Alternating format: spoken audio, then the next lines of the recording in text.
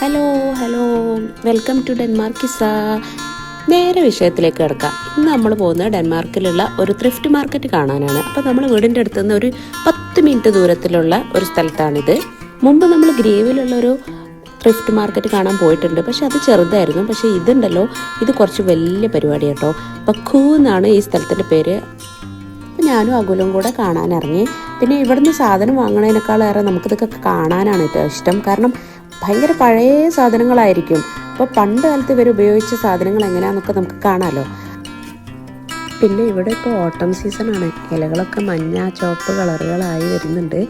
നേരെ വിൻ്ററിലേക്ക് പോകുന്നതിന് മുന്നേ ഈ കാഴ്ചകളൊക്കെ കാണാൻ നല്ല ഭംഗിയാണ്. വിൻ്ററായാൽ പിന്നെ ആകെ ബ്ലാക്ക് ആൻഡ് വൈറ്റ് മോഡാണ്. പക്ഷേ ഈ കാലാവസ്ഥ നല്ല കോസി കാലാവസ്ഥയാണ്. അപ്പോൾ നമ്മൾ അകത്തേക്ക് കയറി. ഇവിടെ 2 ഹാളാണുള്ളത്. അപ്പോൾ നമുക്ക് ഓരോന്നോരോന്നായി കാണാം.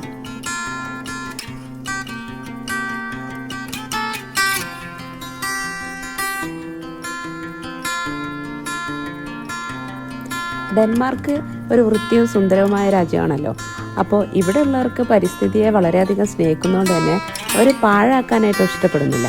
അതുകൊണ്ട് തന്നെ അവർ ഇവിടെ പ്രത്യേക ഒരു സംസ്കാരം വളർന്നു വന്നിട്ടുണ്ട്. അതാണ് ത്രിഫ്റ്റ് മാർക്കറ്റുകൾ.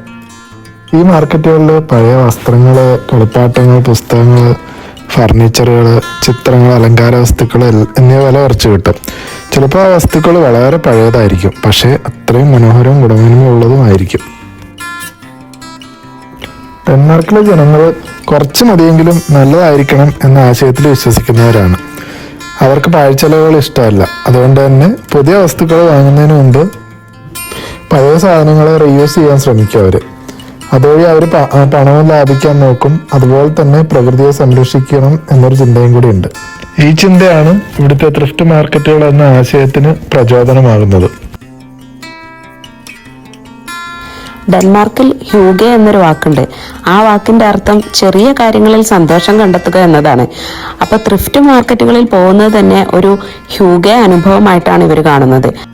ത്രിഫ്റ്റ് മാർക്കറ്റുകൾക്ക് ഡാനിഷിൽ ലോപ്പെ മാർക്കൽ എന്നാണ് പറയുന്നത്.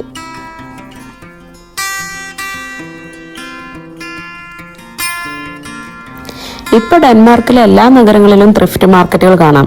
കോപ്പൻഹാഗനിൽ ഇത് വളരെ പ്രശസ്തമാണ്.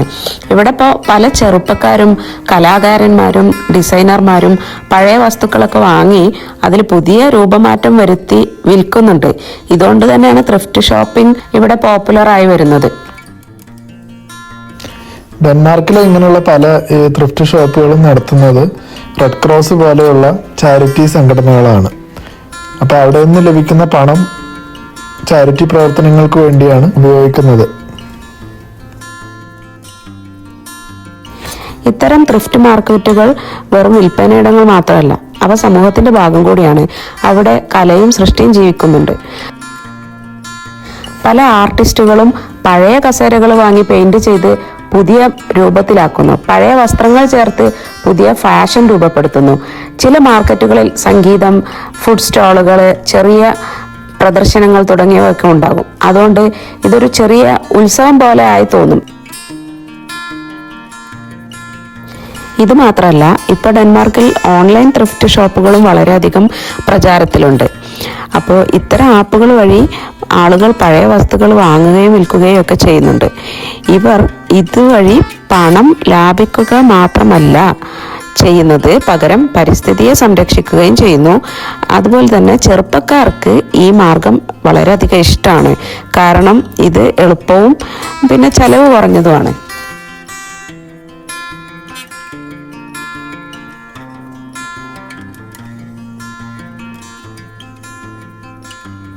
ഡെൻമാർക്കിലെ സ്കൂളുകളിലും കുട്ടികൾക്ക് ഇവരിത് പഠിപ്പിക്കുന്നുണ്ട്. വീണ്ടും ഉപയോഗിക്കുക, പാഴാക്കരുത് എന്ന പാഠം. അതുകൊണ്ട് തന്നെ ചെറുപ്പം മുതൽ അവർ പരിസ്ഥിതി സംരക്ഷണത്തിൽ പങ്കാളികളാകുന്നുണ്ട്. ത്രിഫ്റ്റ് മാർക്കറ്റുകൾ അതിന് നല്ലൊരു ഉദാഹരണമാണ്. ഇങ്ങനെ നോക്കുമ്പോൾ ത്രിഫ്റ്റ് മാർക്കറ്റുകൾ ഡെൻമാർക്കിന്റെ ഒരു മനോഹരമായിട്ടുള്ള ഭാഗം തന്നെയാണ്. അപ്പോൾ ഇവിടെ വരുമ്പോൾ നമുക്ക് പഴയ കാലത്തിന്റെ ഓർമ്മകളും പുതിയ ആശയങ്ങളും ഒരുമിച്ച് കാണാം. കാരണം ഇവരുടെ പഴയ ജീവിതം എങ്ങനെയായിരുന്നു നമുക്ക് മനസ്സിലാക്കാൻ പറ്റും. ചിലപ്പോൾ നമ്മൾ വാങ്ങുന്ന ചെറിയ ഒരു പഴയ പുസ്തകമോ പാവയോ പോലും നമ്മളെ മറ്റൊരു കഥയിലേക്ക് കൂട്ടിക്കൊണ്ടുപോകും. അങ്ങനെ ഈ മാർക്കറ്റുകൾ നമ്മളെ പഠിപ്പിക്കുന്ന ഒരേ ഒരു കാര്യം എന്ന് പറഞ്ഞാൽ വസ്തുക്കൾക്കൊക്കെ വിലയുണ്ടാകും, പക്ഷേ ഓർമ്മകൾക്കും സ്നേഹത്തിനും അതിനേറെ വില ഉണ്ട്.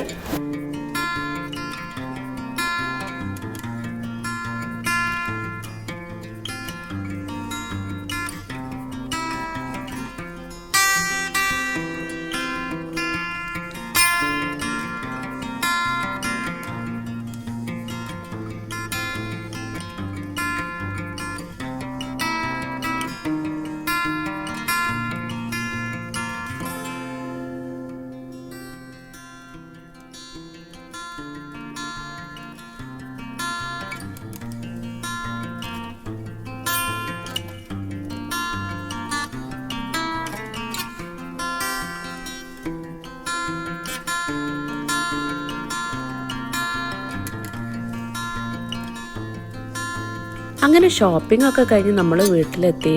എന്തൊക്കെയാ വാങ്ങിയെന്ന് കാണണ്ടേ?